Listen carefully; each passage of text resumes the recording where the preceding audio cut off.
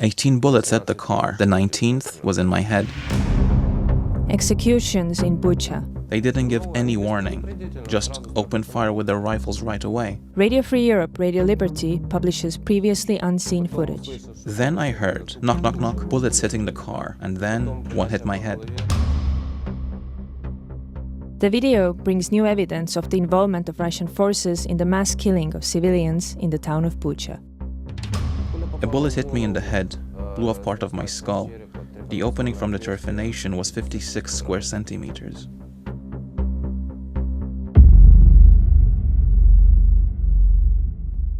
March 5, 2022. Bucha is under Russian occupation. This footage comes from a car dashboard camera obtained by RFE's Ukrainian service. Before we left, we put a red cross on the windshield and tore up a bedsheet to tie white cloth to the car. It was clearly marked that we were civilians. Mykola Brednev, along with his acquaintances, was trying to evacuate from Bucha. Their route passed along Savotska Street. Before the railroad crossing, we were driving freely, not a soul on the streets. There were no signs at all that any military were there. We turned onto Zavodska Street, still driving freely. Mykola is in the front passenger seat. Suddenly, hidden Russian armored vehicles appear from behind the fence. I saw them running out with assault rifles. They didn't give any warning, just opened fire from 3 rifles at once. Then I heard the bullets hitting the car, knock, knock, knock, and then one hit me in the head. I didn't lose consciousness. I understood what was happening. I could hear the shooting, the chaos in the car. Vasil Alexievich, he was in the car with me. The tip of his nose was shot off. There was a lot of blood in the car. I lost my vision. I realized I'd been shot in the head.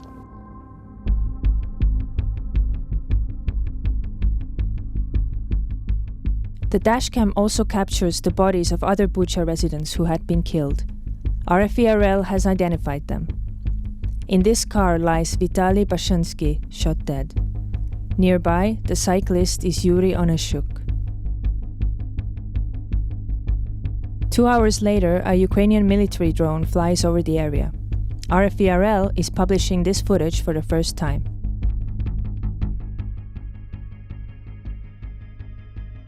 The drone video clearly shows numerous Russian armored vehicles stationed near the civilians previously seen on the dashcam.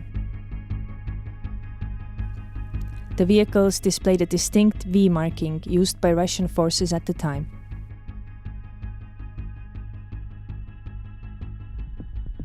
In addition to the 2 victims already identified, there's another car that appears to have been attacked.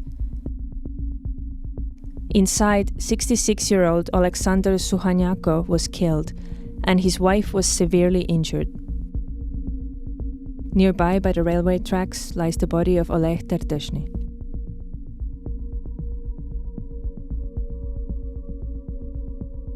According to RFE's Ukrainian service investigation, the 234th Air Assault Regiment from the Russian city of Pskov, the so-called Pskov paratroopers, may have been involved in these executions on Zavodska Street in Bucha. It was the soldiers of this unit, as we established, who fully controlled this territory at the time when the civilian killings took place. This is also confirmed by footage from nearby surveillance cameras. On the evening of March the 3rd, one day before the first executions on Zavodska Street, soldiers from the Pskov paratroopers broke into a nearby auto repair shop located just 100 meters from that street. In the footage, they are seen attempting to smash something with an axe. They are also ramming vehicles. They are marauding. Another surveillance camera, also near the shooting site, recorded a second group of Pskov paratroopers. We were able to identify one of their commanders. This appears to be Alexander Timofeyev, believed to be a junior sergeant from the 234th Air Assault Regiment from Pskov. I didn't lose consciousness, just my vision. I knew we were still driving. I just couldn't see anything. After Mykola Bredner was seriously wounded on Savodska Street, he was evacuated later that day to a hospital in Irpin, a city in the Kyiv region near Bucha, which was also under Russian occupation at the time. We went in for a CT scan. I noticed they suddenly started moving faster. I asked, "What's going on?" They said, "You have a bullet in your head." Despite being under fire, the doctors in Irpin managed to save his life. Later, a titanium plate was surgically implanted into his head. The plate is a titanium plate, screwed in with 3 little screws. It was around August. I was at work. I started unwrapping a bag of spare parts that had arrived at the store, and I didn't understand what was happening. My hands started to seize up, severe convulsions.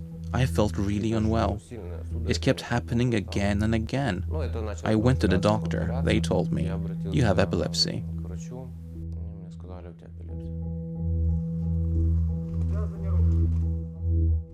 In late March to early April 2022, after Bucha was liberated from Russian forces, the mass killing of civilians was discovered in the town and surrounding areas.